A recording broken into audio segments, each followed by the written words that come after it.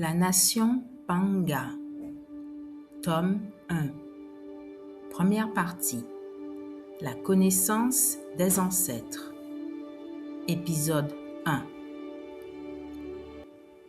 La fata des Amaxos est d'une incroyable douceur. La nuit, elles s'enduisent de la tête aux pieds de l'huile noble qui est apaisante et protectrice. La journée, elles utilisent l'omi de l'Aïdendan et le siki pour hydrater et soigner leur fata et leur wingu. Mais l'élément le plus utilisé dans le rituel est sans aucun doute la louad, car la lupa soigne la lupa. D'une douleur au ventre à une énorme blessure, notre meilleure amie est la louad.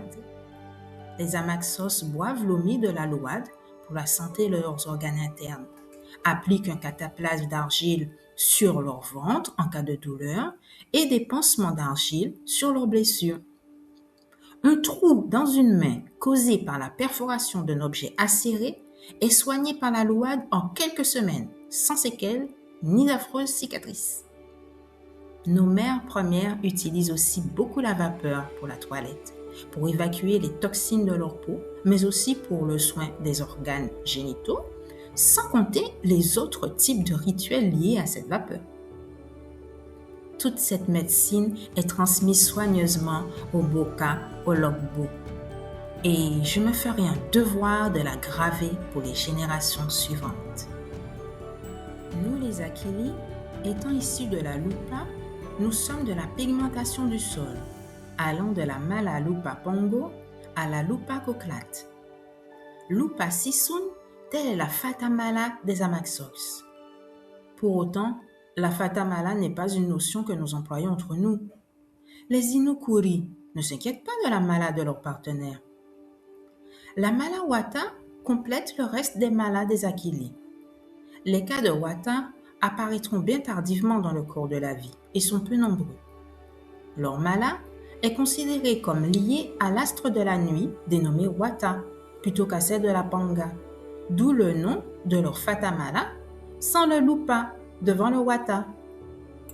Nos grandes mères sont soit vêtues de belles peaux d'animaux de couleurs variées, soit de tissus d'écorce battue ou de feuillage teint et décorés de formes géométriques symboliques.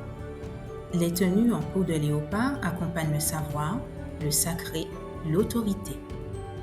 Les tenues sont agrémentées de soukas décoratives, composées de mélanges de poils d'animaux et de fibres végétales.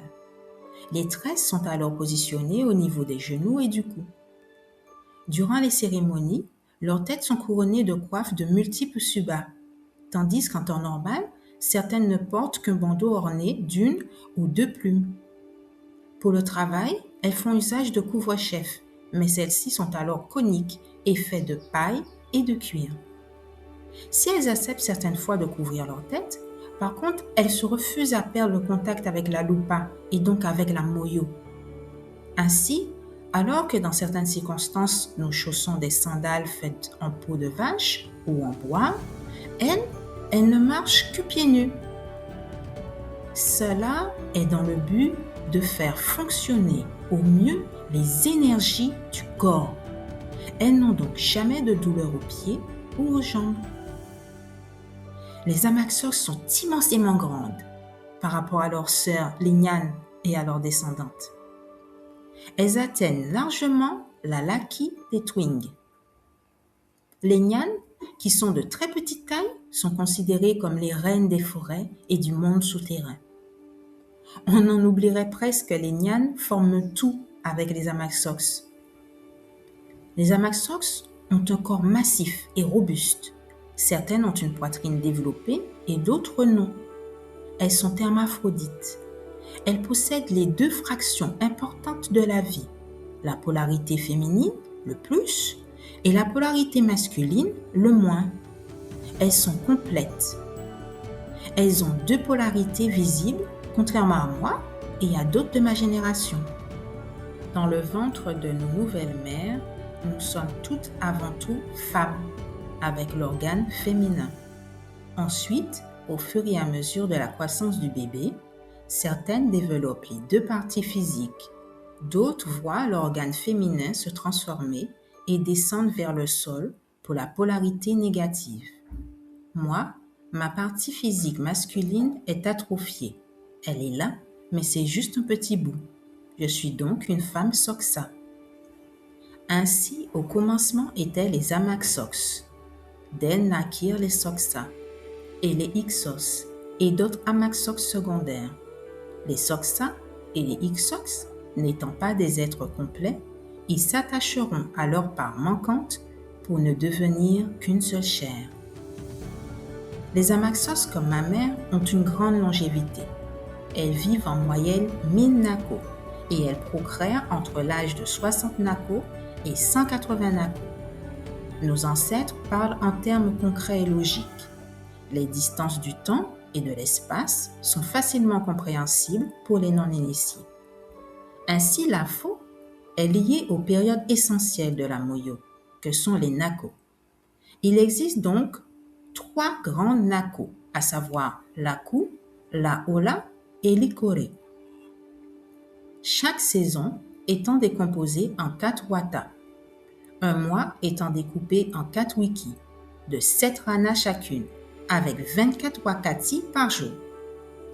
Et à tout cela, on n'oublie pas d'ajouter un wata supplémentaire de repos, de revitalisation du sol, et un rana de plus pour la célébration. Car le temps n'est pas un cercle, mais une spirale. Notre calendrier Kam Amatka est le fruit de longues locaties d'observation et d'enregistrement des phénomènes astronomiques, tels que le cycle des étoiles, ainsi que de phénomènes naturels auxquels sont associées les périodes de semailles et de récolte. Nos grandes mères ont aussi écouté la voix de nos aînés, nos sœurs Innu. C'est pour cela que quand on parle du temps et de notre calendrier, on parle de la voix de la tortue. Les grandes mères ont un savoir immense du fait de toutes ces observations. D'ailleurs, grâce à une technique génétique appliquée sur les iris, elles ont la capacité de produire des aliments si gros que nous ne manquons jamais de rien. Cette technique liée au cosmique est pour l'instant un mystère pour moi, au même titre que la vie nocturne de nos grandes mères. Mais je compte bien percer à jour tous ces secrets.